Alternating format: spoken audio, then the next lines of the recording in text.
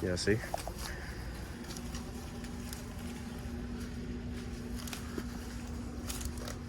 The data's like usually over here.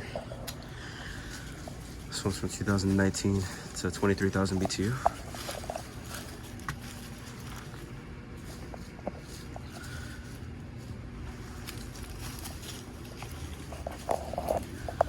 This one is from 2001.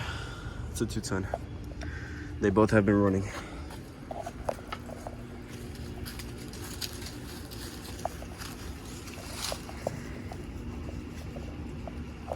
Not sure if I'm gonna stick around for the startup since these dogs can smell everywhere in this area.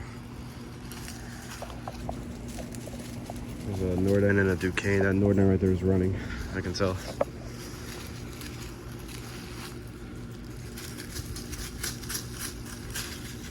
The way he digs with his foot, you see that, right? Yeah. It's funny.